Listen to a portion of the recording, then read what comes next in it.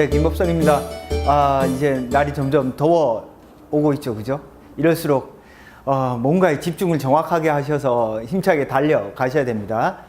시간이 많이 남아있지 않다고 해서 우왕좌왕할 게 아니라 시간이 이제 가면 갈수록 조금 더 줄어오잖아요. 그럴수록 뚜렷한 목표와 계획을 잡고 차근차근 해 나가셔야 됩니다. 자, 논술 같은 경우는 많은 학생들이 이게 단기간에 될까 뭐 이런 걱정들을 하는데요.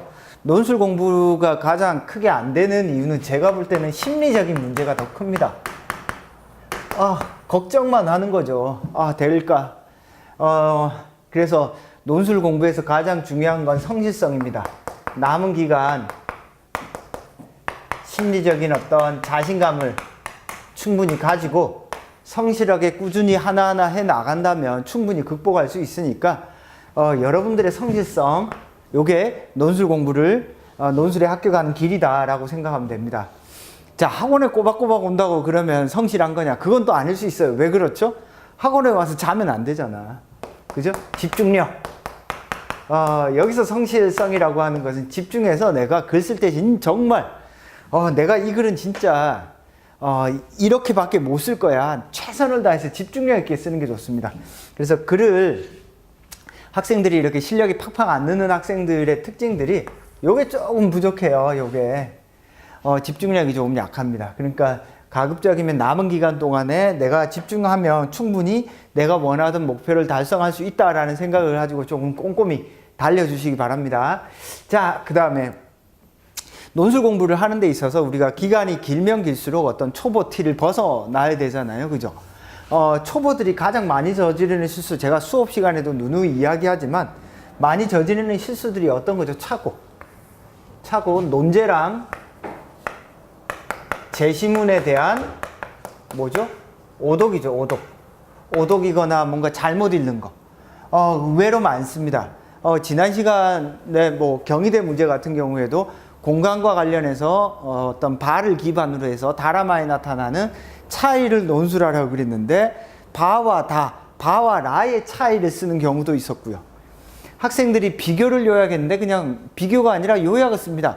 가는 이렇다, 반면에 나는 이렇다. 그래서 의외로 착오가 많아요. 근데 착오는 이게 내가 잘했는지 잘못했는지 판단하기가 좀 어려워. 시험 치는 과정에서. 어찌됐건 1차적으로 논제와 제시문을 읽을 때 최대한 꼼꼼하게 읽을 것. 알겠죠? 최대한 꼼꼼하게. 그래서 내가 찾아야 할 것들을 넘버링을 하세요. 1번, 2번, 3번, 4번 이런 식으로. 그렇게 넘버링을 해 두시면 내가 무엇을 찾아야 되는지 좀 더 선명하게 알 수 있다.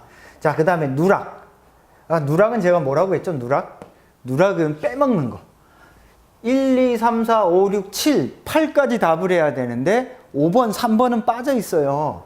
요것도 엄청 많습니다. 그래서 지난 시간에 홍익대 문제 쓴 것 중에서도 보면 독서 경험이나 아니면 책에 대한 태도를 쓰라고 했는데 뭔가 조금 숭숭 빠져 있어요. 꼼꼼하게 쓰지 않습니다. 그래서 중요한 개념어라든지 중요한 개념어 독해할 때 논제에 있어서 논제의 요구사항을 충분히 모두 다 답을 해야지만이 중요한 어떤 정확한 답이 된다.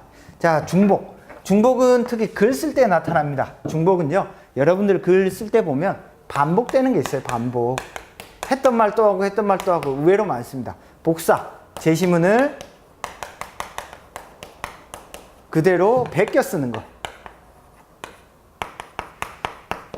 말투만 조금 바꾸어 넣어서 그대로 제시문 갖다 쓰는 경우.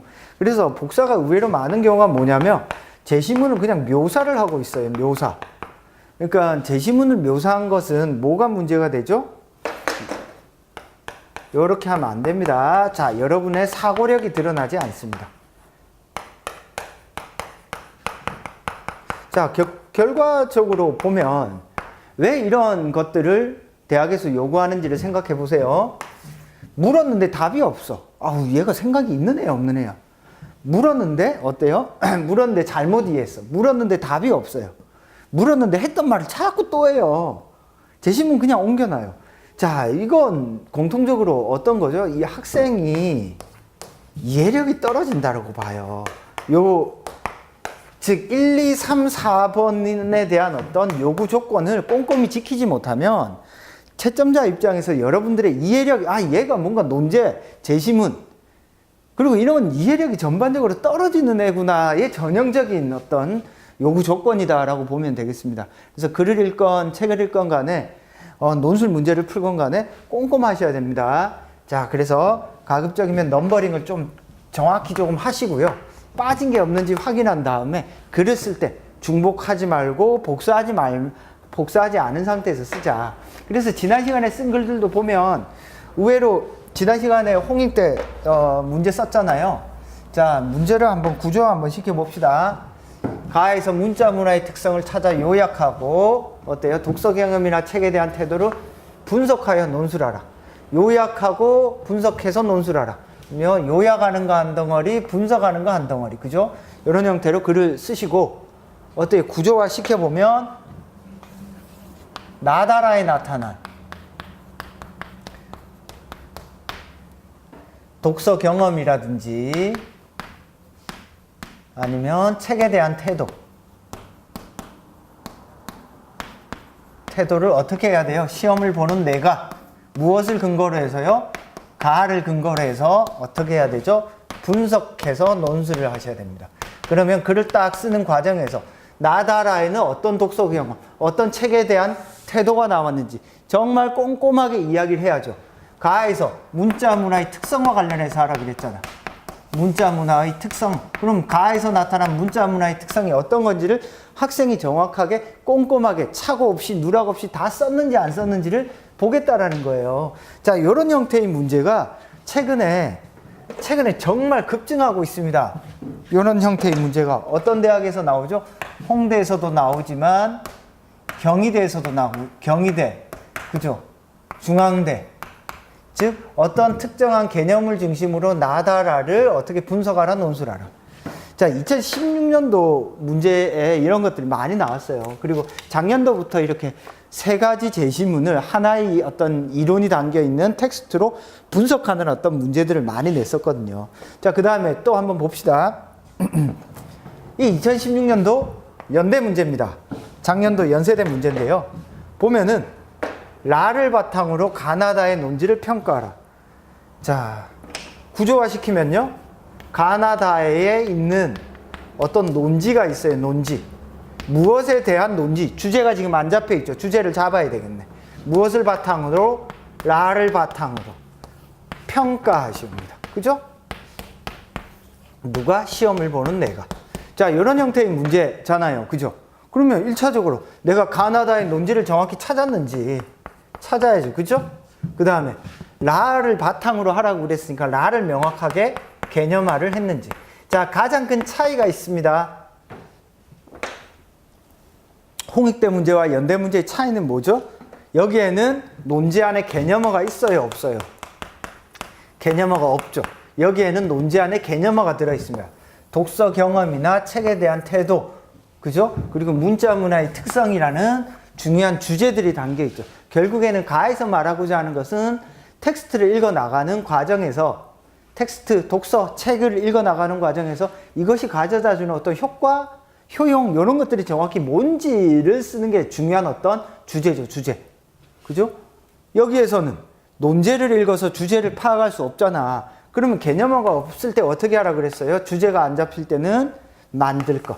그러면 이런 형태의 문제는요, 주제를 얼마나 명확하게 잡았는가가 여러분들의 글을 다른 학생들과 완전히 구별시켜줍니다. 그래서 홍익대 문제가 800자를 쓰게 시키지만 연대에는 1000자를 쓰게 시키죠.